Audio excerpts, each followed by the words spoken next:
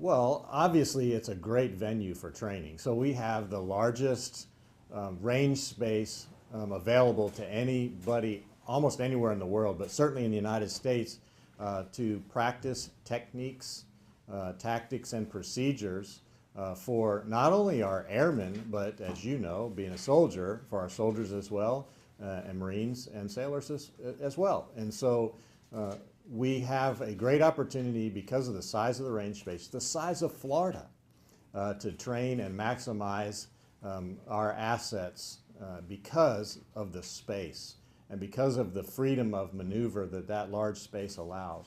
And so I always want to say thanks to the citizens of Alaska for allowing our military members the opportunity to train in the greatest range space that we have.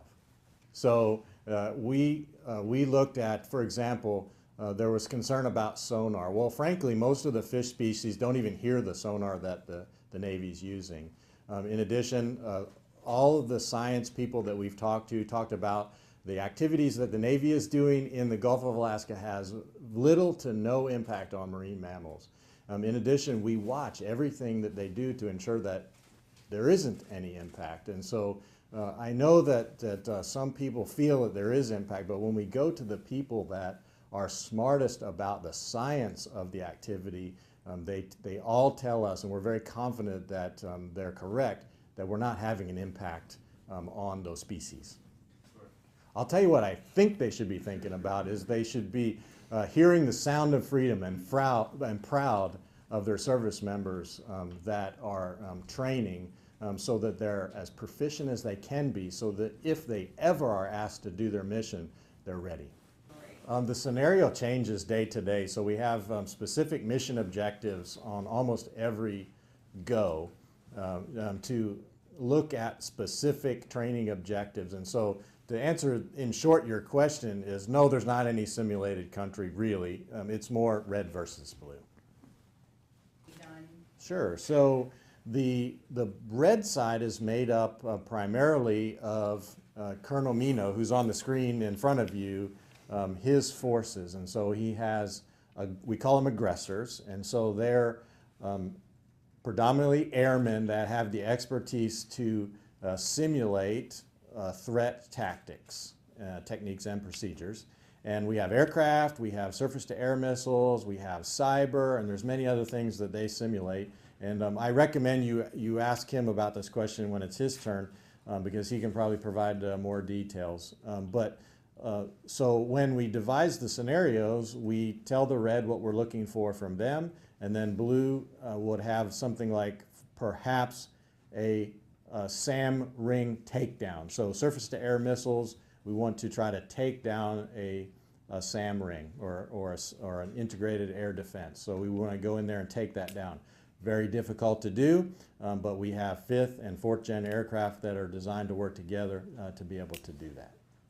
Sure, so we always have improvements to our tactics, techniques, and procedures, and so our crews actually turn over, and so oftentimes a portion of your crew, as many as 50% of the crews that are out flying today are what we call inexperienced, and so they're relatively early in their career, and so they're learning these lessons for the first time. And then your more experienced members of the crews, they are leading primarily, but they're also improving their leading capabilities. In addition, we're doing some experiments during this Northern Edge, and so we've got additional new hardware, additional new software that is brand new to the forces that we're trying out in a training scenario so that we can learn those techniques and procedures. And so much of that is classified, and so we won't divulge exactly what we're learning other than to say we're improving our capability overall. Systems and things as this is going on? Yes, and also some cyber, so that would be defensive, so we're trying to keep them from hacking in. And then the other part of this is using cyber to improve our offensive capability. Sure, so there's always a learning curve when you have a new aircraft, and we're really thrilled to have the Marines here and flying in Northern Edge. The opportunity to fly with 5th gen and 5th gen, so F-22s with F-35s, And then the fifth and fourth gen integration is another piece, which is actually new to the F-35. The F-22's been doing it for years, but this F-35 in conjunction with fourth gen, so F-15s, for example, and F-16s, that's new for them. And so they're learning those lessons as they go along as well. And then, of course, the F-35 is a jump in generation for fifth gen, even inside that fifth gen. And so those capabilities are being utilized, and of course we're all learning what the F-35 can do, including those crews. So it's a great benefit to see how all of it comes together.